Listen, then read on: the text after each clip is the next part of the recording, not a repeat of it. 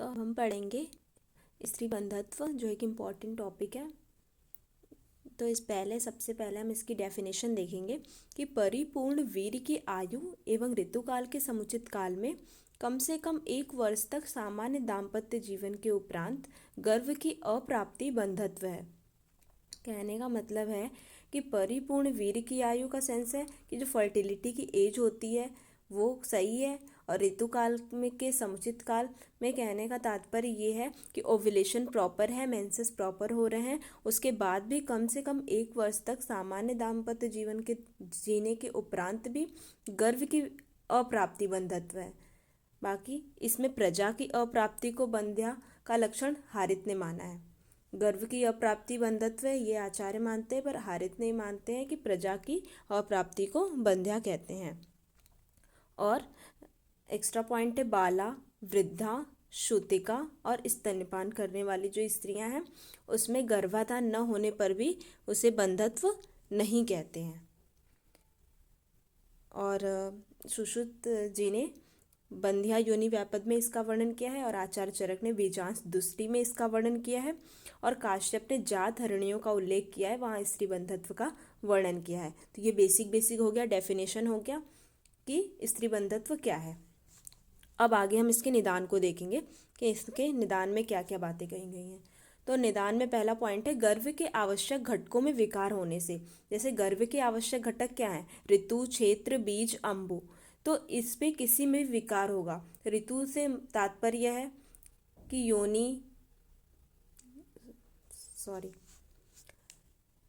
ऋतु, क्षेत्र, बीज, अंबु।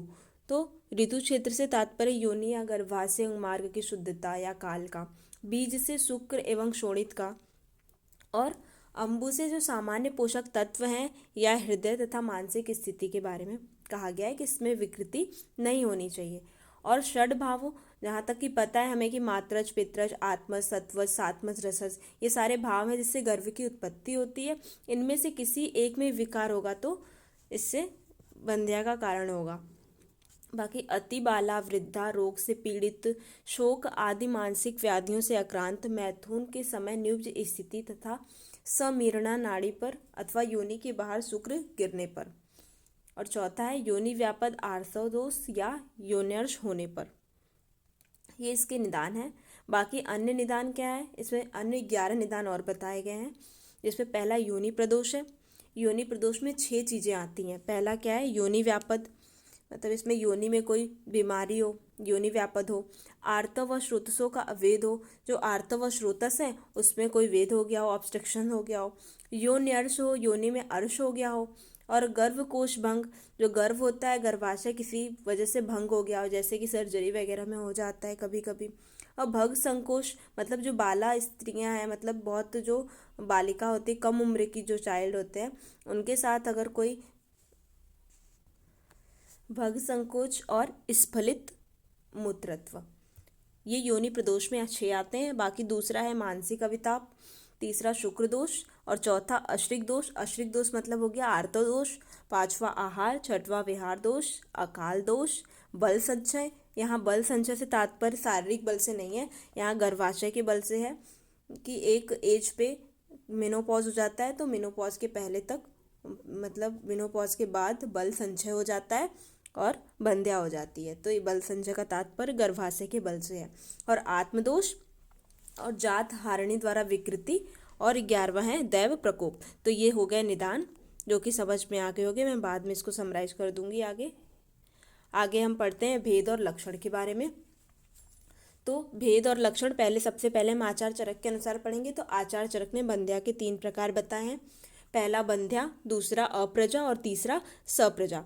तो बंध्या जो है, इन्होंने बताया कि जन्मजात गर्भाशय या आर्तव की अनुपस्थिति जो होती है उसे बंध्या कहते हैं, मतलब जन्म से न गर्भाशय या आर्तव अनुपस्थित होगा। और सप्रजा और अप्रजा बताई हैं। तो अप्रजा जो होता है, इसमें क्या होता है कि बंधत्व को उसके कारणों से दूर किया जा सकता है, और स्त्री गर्भ का धारण कर सकती है। इसे प्राथमिक बंधत्व भी कहते हैं। इसमें जो बंधत्व का कारण है उसको दूर कर सकते हैं और स्त्री गर्भ का धारण कर सकती है। और सप्रजा का तात्पर्य है जिस स्त्री को कुछ काल तक एक या अनेक बच्चों को होकर बाद में प्रजनन शक्ति क्षम आयु, मतलब चाहे प्रजनन शक्ति चाहे क्षम तथा आयु या आयु में ही इच्छा होने पर भी बच्चे ना हो, मतलब इसमें इच्छा हो तब भी बच्चे नहीं होते, उन्हें द्वितीयक बंधत्व कहते हैं। तो इसमें जो बंध्या बताया गया वो आचार्य चरक के अनुसार असाध्य बताया गया है, और अप्रजा सप्रजा ये दोनों साध्य हैं। अब आते हैं हम आचार्य हारित के अनुसार, उन्होंने 6 प्रकार के बंधत्व बताए हैं।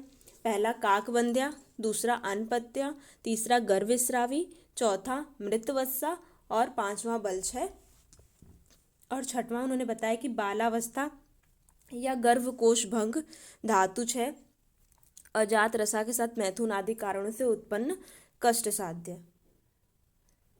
इन्होंने बताया है कि छठवां जो बालावस्था होती है, गर्भकोश भंग धातु है अजात रसा, इनके साथ मैथुन आदि कारणों से जो उत्पन्न होता है।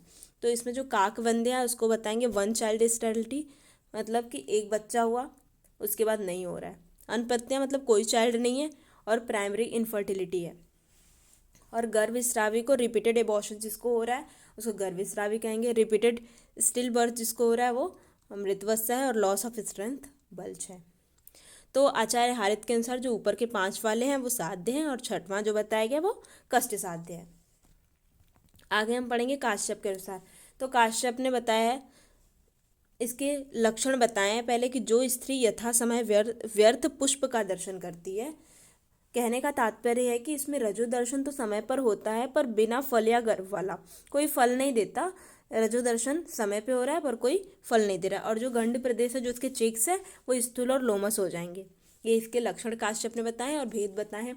अंडग्नि, दुर्धरा, कालरात्रि, नाकिनी, वश्या, जातहारिणी और पुष्पग्नि। तो इसमें जो वश्या है वो असाध्य है, और जो नाकिनी है वो याप्य है, बाकी सारे साध्य हैं। तो मैं साध्यता असाध्यता बता दूं कि देखो, चरक के अनुसार जो बंध्या थी वो असाध्य है, और काश्यप के अनुसार जो वश्या है वो असाध्य है।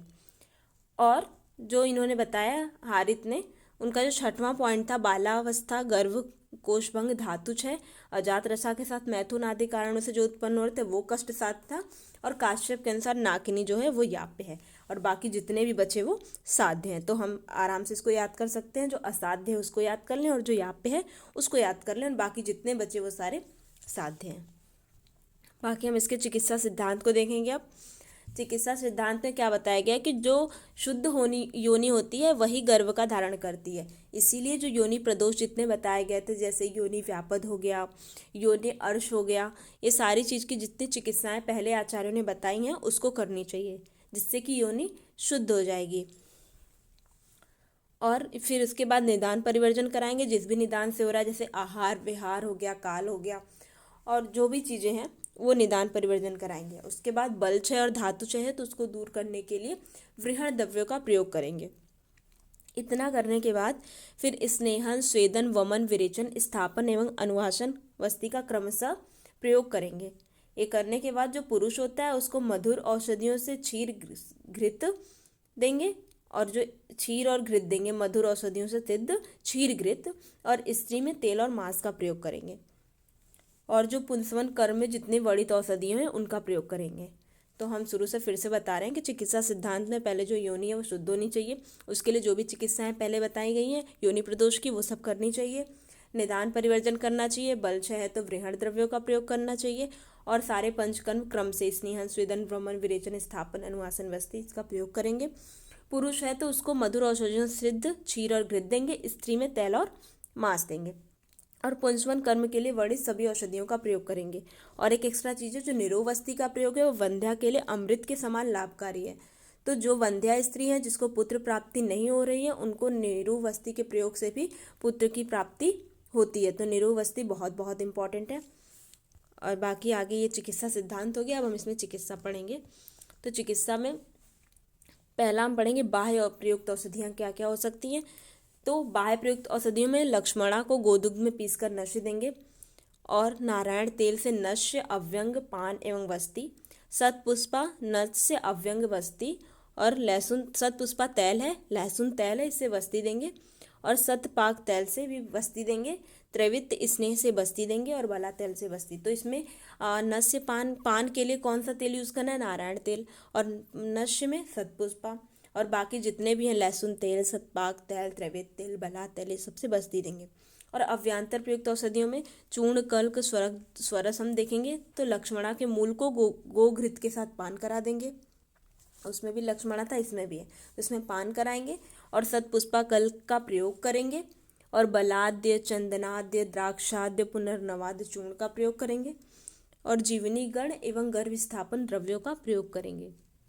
बाकी गुटिका में हम योगराज गुग्गुल देंगे, एक एक क्षाण मात्रा देंगे। क्वाथ में महाराशना आदि क्वाथ, तेल में नारायण तेल, शतावरी तेल, बला तेल, शतपुष्पा तेल, और घृत में देंगे लघु फल घृत, फल घृत, कामदेव घृत, शीत कल्याण घृत, शतावरी घृत, और जीवनी गण साधित क्षीर सर्पी लहसुन घृत। बाकी इसमें शतावरी घृत जो दिया है उसकी मात्रा 1 कलश होगी।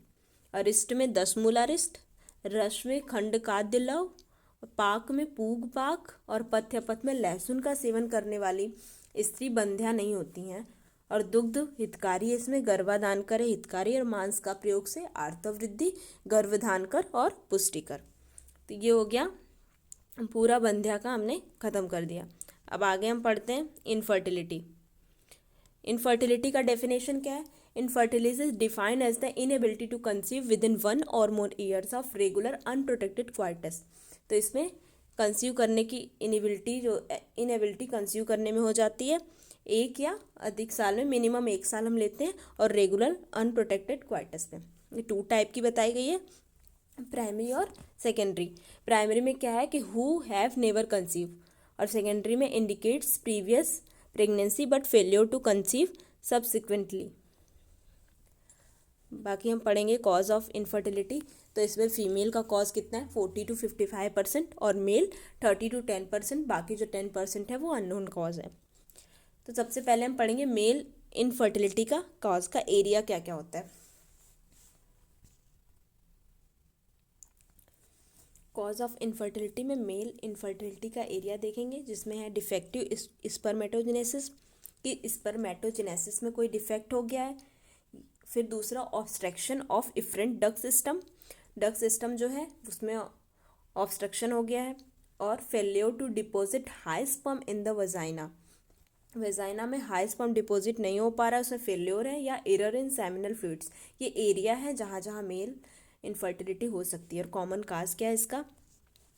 कॉमन काज इसमें पहला देखेंगे हाइपोथैलेमिक पिट्यूटरी डिसऑर्डर, 1 to 2% होता है। और दूसरा है प्राइमरी टेस्टिकुलर डिसऑर्डर, 30 to 40%, सबसे ज़्यादा यही होता है। और तीसरा disorder of sperm transport, 10 to 20%, and idiopathic 40 to 50%। तो मोस्ट इंपॉर्टेंट कॉमन कॉज ये 4 हैं। और बाकी जो कोजेनाइटल हैं उसको हम देखते हैं। तो इसमें पहला है अनडिसेंडेड टेस्टिस। तो इसमें क्या है कि हार्मोनल सिक्रेशन इसमें अनअफेक्टेड होता है, इसमें हार्मोन सिक्रेशन तो प्रॉपर होता है पर स्पर्मेटोजेनेसिस डिप्रेस्ड हो जाती है। और vasa deferens is absent bilateral, vas deferens absent होती है, बायलेटरल होती है। तो इसमें 3 बातें कि हार्मोनल का सिक्रेशन बराबर होता है, स्पर्मेटोजेनेसिस डिप्रेस्ड होती है, एंड वास डिफरेंसेस इज अब्सेंट बायलेटरल। दूसरा है सिस्टिक फाइब्रोसिस। तो ये कोजेनाइटल अब्सेंस और ऑब्स्ट्रक्शन ऑफ वॉस डिफरेंसेस, इसमें या तो वॉस डिफरेंसेस अब्सेंट हो जाएंगी या ऑब्स्ट्रक्शन हो जाएगा। इसमें म्यूटेशन हो जाता है जिन में, वो जिनका नाम मैं बता दूँ, cystic fibrosis trans membrane conductance regular gene, इसमें म्यूटेशन हो जाता है, इस वजह से ये होता है। तीसरा है कार्टाजिनर सिंड्रोम, ये ऑटोसोमल होता है। इसमें क्या होता है, जो स्पर्म होती है उसकी मोटेलिटी डिस्टर्ब होती है, क्योंकि इसमें सीलियरी फंक्शंस नहीं होता। समझ लो कि इसमें टेल नहीं होता है, तो loss of ciliary function and sperm mortality. और चौथा है यंग सिंड्रोम, इसमें क्या होता है, साइनोसाइटिस या ब्रोंकियोसाइटिस की वजह से हो जाता है ये। और इसमें 5वां है हाइपोस्पैडियास। तो इसमें क्या है, cause of failure to high sperm in vagina. तो ये मेल इनफर्टिलिटी का कॉज हमने देखा, एरिया देख लिया, कॉमन कॉज देख लिया, और इसमें जो कोजेनाइटल कॉज है वो सब देख लिया। आगे मैं बताऊंगी कुछ इंपॉर्टेंट नॉमेनक्लेचर है, जैसे नॉर्मोजूस्पर्मिया क्या होता है, ऑल सीमेन पैरामीटर नॉर्मल होते हैं तो हम उसको नॉर्मोजूस्पर्मिया कहते हैं। एजूस्पर्मिया, नो स्पर्मेटोजोअन इन सीमेन, सीमेन में कोई स्पर्मेटोजोआ नहीं है तो इसको हम बोलेंगे एजूस्पर्मिया। ओलिगोजूस्पर्मिया मतलब रिड्यूस स्पर्म नंबर। पॉलीजूस्पर्मिया, इसमें क्या होता है कि काउंट मोर देन 350 मिलियन पर ml हो जाता है। और नेक्रोजूस्पर्मिया, इसका सेंस है स्पर्मेटोजोआ डेड है और मोशनलेस है। और टेरेटोजूस्पर्मिया, इसमें 70% से ज़्यादा जो स्पर्मेटोजोआ हैं वो एबनॉर्मल मॉर्फोलॉजी के हैं। और एस्पर्मिया क्या होता है, फेल्योर टू इमिशन ऑफ सीमेन, इसका मतलब हो गया नो इजाकुलेशन, इजाकुलेशन नहीं हो पाता है एस्पर्मिया मीन्स। और हाइपोस्पर्मिया, लो सीमेन वॉल्यूम, सीमेन का वॉल्यूम लो हो जाता है। और एस्थेनोजूस्पर्मिया, रिड्यूस स्पर्म मोर्टेलिटी। तो ये नॉमेनक्लेचर है जो इम्पॉर्टेंट है, तो ये वाइबा वगैरह में पूछे जाते हैं तो इसको लर्न कर लेते हैं। बाकी अब आ गए हम फीमेल इनफर्टिलिटी पे। तो फीमेल इनफर्टिलिटी में 4-5 फैक्टर हैं, थोड़ा मैं बताती हूँ आपको। ये इसमें फैक्टर हैं ovarian factor, tubal factor, uterine factor, cervical factor and pelvic factor. तो इसमें सबसे ज़्यादा इंपॉर्टेंट है फीमेल इनफर्टिलिटी के लिए ओवेरियन फैक्टर, जो 30 to 40% रिस्पॉन्सिबल होता है।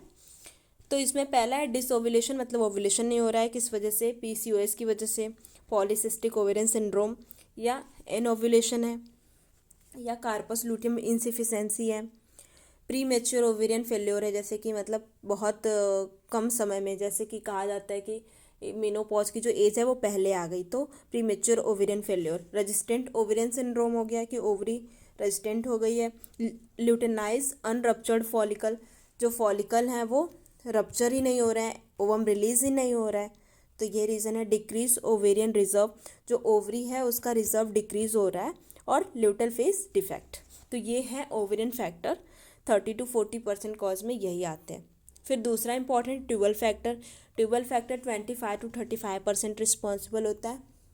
तो इसमें कोई ट्यूबल डिजीज़ हो गई, या ट्यूबल इन्फेक्शन हो गया, या पेल्विक इंडोमेट्रियोसिस हो गया, और जो ट्यूब में ब्लॉकेज हो जाते हैं उसकी वजह से हो जाते हैं। आगे हम पढ़ते हैं तीसरा यूटेराइन फैक्टर, जो 10% रिस्पॉन्सिबल होता है।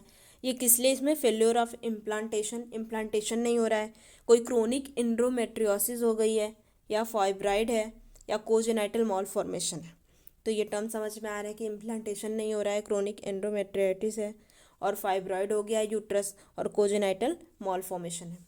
और फिर सर्वाइकल फैक्टर 5% रिस्पॉन्सिबल होता है। इसमें क्या होता है कि क्रोनिक सर्वाइटिस हो गई है, और फिर इन्फेक्टिव स्पर्म पेनिट्रेशन। और फिर देखेंगे पेल्विक फैक्टर, जो 1 to 10% रिस्पॉन्सिबल है। और इसमें क्या क्या हो सकता है, इंडोमेट्रियोसिस हो सकती है, ट्यूबल एंड पेरिटोनियल एडेशन हो सकता है, और एल्डरली वुमेन, जो पहली बार वुमेन जो होती हैं 35 से ऊपर वाले जो पहली बार प्रीमी ग्रेविडा होते हैं, उसमें ये पेल्विक फैक्टर देखा जाता है। तो ये हो गया फीमेल इनफर्टिलिटी, तो ये इंपॉर्टेंट है, इसको देख लेंगे अच्छे से। और बाकी इन्वेस्टिगेशंस कौन सा कराते हैं ये देखो, मैं बता रही हूँ। इन्वेस्टिगेशंस में मेल में क्या कराते हैं, रूटीन इन्वेस्टिगेशन कराते हैं यूरिन एंड ब्लड का, और सीरम एनालिसिस कराते हैं। तो सीरम एनालिसिस में नॉर्मल रेंज मैंने फीमेल केस में बताया है। इसमें वॉल्यूम कितनी होनी चाहिए, 1.4 ml से ज़्यादा होना चाहिए, pH कितना होना चाहिए, 7.2 से ज़्यादा होना चाहिए, और स्पर्म कंसंट्रेशन कितना होना चाहिए, 15 मिलियन पर ml से ज़्यादा होना चाहिए, और टोटल स्पर्म जो नंबर है वो 39 मिलियन पर इजाकुलेट उससे ज़्यादा होना चाहिए, और मोर्टेलिटी 42% से ज़्यादा होनी चाहिए, और नॉर्मल मॉर्फोलॉजी 4% से ज़्यादा होना चाहिए, और वायबिलिटी 54% से ज़्यादा होनी चाहिए। नॉर्मल रेंज है जो इम्पॉर्टेंट है, जिसको देख लेना, अच्छे से याद कर लीजिएगा। और बाकी फ़ीमेल में क्या देखते हैं इन्वेस्टिगेशन, तो पहला ओव्यूलेशन के लिए देखते हैं। तो पहला इसमें देखते हैं बीबीटी मतलब होता है बेसल बॉडी टेम्परेचर। तो ये थ्रू आउट साइकिल देखेंगे हम, और इसका पैटर्न कैसा होता है, बाईफेजिक पैटर्न होता है। तो इसमें दूसरा देखेंगे सर्वाइकल म्यूकस। तो सर्वाइकल म्यूकस वो कब देखते हैं, या D12 to 14 में देखते हैं। मतलब D12 का मतलब है कि 12वें दिन, जो मेंसेस आने के 12वें दिन से 14वें दिन के बीच में देखते हैं, और 21 से 23 के। तो इसमें क्या देखेंगे, जो 12 to 14 में देखेंगे तो क्लियर वाटरी होगा और थ्रेडेबिलिटी भी होगी और फन पैटर्न भी दिखने को मिलेगा। और जो 21 से 23वें दिन के बीच में देखते हैं वो थिक विस्कस होगा और थ्रेडेबिलिटी भी नहीं होगी और फैन पैटर्न भी नहीं होगा।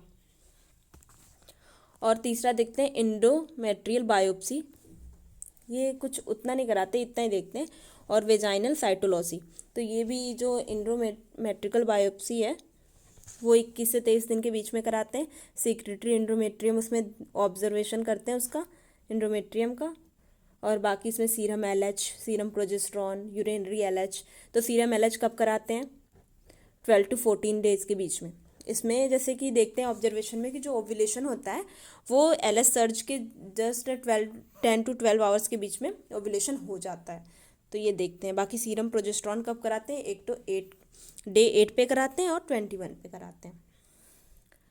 और यूरिनरी LH भी देख लेते हैं। और TVS, ट्रांस वेजाइनल सोनोग्राफी, ये D12 और 14 के बीच में देखते हैं। इसमें हम फॉलिकुलर की मेजरमेंट लेते हैं कि फॉलिकल क्या मेजरमेंट है, 18 to 20 mm होना चाहिए लगभग। और इंडोमेट्रियम की थिकनेस जो होती है वो लगभग 8 mm होनी चाहिए। और लेप्रोस्कोपी ये कब कराते हैं? सिक्रेटरी फेज में कराते हैं। तो ये ओव्यूलेशन के लिए हो गया जो हम इन्वेस्टिगेशन करते हैं। तो हम मोटा मोटा याद रखेंगे कि BVT देखते हैं, इसमें सर्वाइकल म्यूकस में फॉर्न पैटर्न देखते हैं, थ्रेडेबिलिटी देखते हैं। और सीरम LH हार्मोन टेस्ट होते हैं, serum LH, serum progesterone, urinary LH, TVS, laparoscopy और थायराइड वगैरह का भी टेस्ट करा लेते हैं जो एक्सटर्नल है। बाकी ट्यूबल फैक्टर में, ट्यूबल फैक्टर की जांच के लिए हम क्या कराते हैं? इनसफ्लेशन टेस्ट कराते हैं 2 days आफ्टर ब्लीडिंग स्टॉप। जैसे ब्लीडिंग स्टॉप होगी 2 दिन बाद उसको कराएंगे। तो इसमें क्या करते हैं कि एयर को पास कराते हैं, तो इसमें एयर को पास कराते हैं। इसमें क्या देखते हैं कि जैसे एयर को पास कराए और जैसे उसका प्रेशर 120 के एबव बढ़ाए तो प्रेशर में ड्रॉप हो जाएगा, तुरंत वो कम हो जाएगा। और ईलिक फोसा जो होती है उसको हम स्टेथोस्कोप से वहाँ पे सुनेंगे तो हिसिंग साउंड आएगी, मतलब है कि एयर जा रही है। और शोल्डर में पेन होगा, शोल्डर में पेन होगा। ये 3 सिम्टम्स देखते हैं इनसफ्लेशन टेस्ट के। और दूसरा करते हैं हिस्टेरोसाल्पिंगोग्राफी कराते हैं और वही सेम डे पे कराते हैं ब्लीडिंग स्टॉप होने के 2 दिन बाद पे। इसमें क्या करते हैं? डाई को स्प्लीस करते हैं, कहाँ पे? पेरिटोनियल कैविटी में डालते हैं और ब्लॉकेज चेक करते हैं कि कहाँ कहाँ ब्लॉकेज है।